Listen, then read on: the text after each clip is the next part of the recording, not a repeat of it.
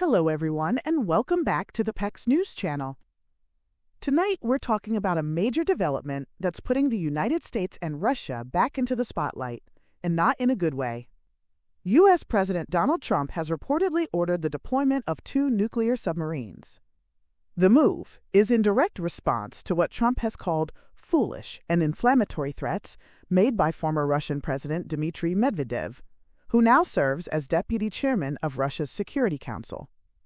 Trump accuses Medvedev of making highly provocative comments, specifically suggesting the possibility of war between the U.S. and Russia. The rhetoric has triggered a wave of concern among analysts, military officials, and political observers, raising the question, are we heading toward a new kind of Cold War, or something far more dangerous? Let's unpack the situation and see what's really going on. The flashpoint for this confrontation centers around remarks made by Dmitry Medvedev, once a key figure alternating leadership with Vladimir Putin, and now a hardliner in Moscow's security establishment.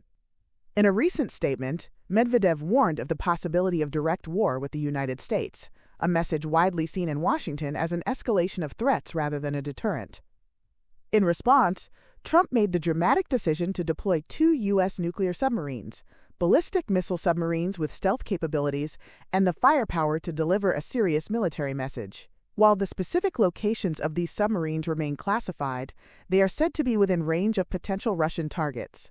That could mean a few thousand kilometers away, but make no mistake, these are not symbolic gestures. This is a show of force meant to send a clear message to the Kremlin.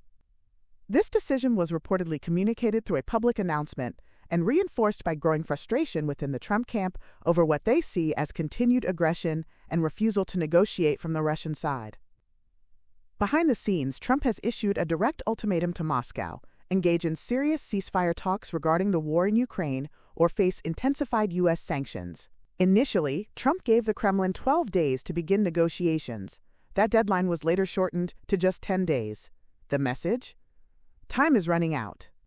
And these wouldn't just be ordinary sanctions. Trump is threatening to implement secondary sanctions, penalties that would also apply to countries and businesses that continue to engage economically with Russia despite existing international sanctions. One major player in this conversation is India. New Delhi continues to import large quantities of Russian oil, taking advantage of steep wartime discounts. Trump has been openly critical of India's role in supporting the Russian economy through energy purchases, and sources suggest India could be among the first targets of these expanded sanctions. The aim here is to isolate Moscow economically and force Putin to the negotiating table, not through direct confrontation, but by squeezing the financial lifelines that are keeping the Russian war machine running. So how is Russia responding? Not with de-escalation. In fact, quite the opposite. Alongside Medvedev's threats, Russian President Vladimir Putin has weighed in directly, saying he is willing to talk peace, but only on Russia's terms. According to Putin, those terms include a formal agreement that Ukraine will never join NATO and a significant reduction, if not full dismantling, of Ukraine's armed forces. In essence, these conditions would transform Ukraine into a neutralized buffer state, heavily dependent on Moscow, much like neighboring Belarus. This kind of rhetoric isn't just bluster. It reflects Russia's long-term strategic goal: to draw former Soviet states back into its orbit, or at the very least, deny them full Western alignment. Putin's timing isn't coincidental either. Russia is currently in the middle of a major summer offensive in Ukraine, and there's pressure inside the Kremlin to show results. With Russian parliamentary elections scheduled for next year, Putin needs a narrative of strength and success. Even though these elections are tightly controlled and heavily scripted, they still serve as a public pulse check. The Kremlin uses them to gauge loyalty, monitor dissent, and project confidence. Which brings us to another critical point: controlling the narrative at home. Defense experts warn that these escalations, on both sides, are not just for show.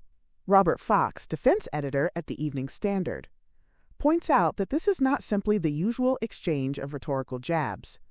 According to Fox, Putin's grip on power depends on projecting dominance, both to foreign adversaries and to his own citizens.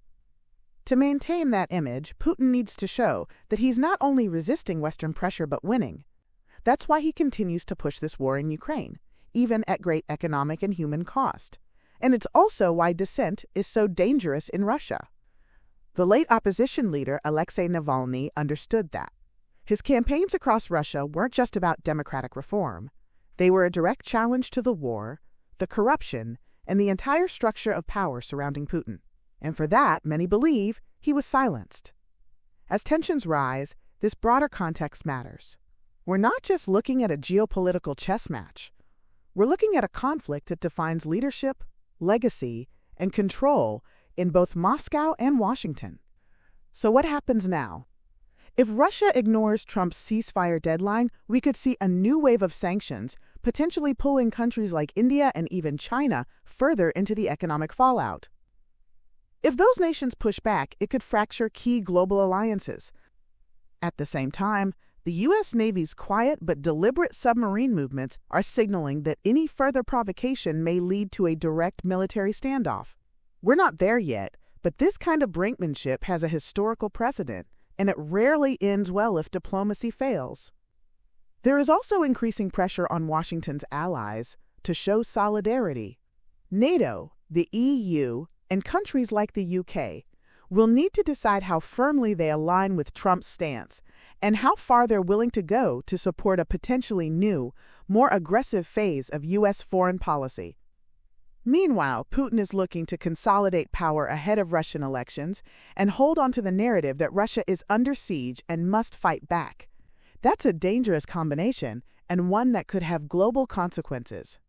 So, what's your take? Are we witnessing the beginning of a renewed Cold War, or just another round of geopolitical bluffing? Is Trump's aggressive posture a necessary step or a risk too far? Drop a comment below and let us know what you think. Thanks for watching. Be sure to like, subscribe, and hit that notification bell for more in-depth analysis on global affairs, politics, and breaking news. Stay informed, stay sharp, and we'll see you in the next one.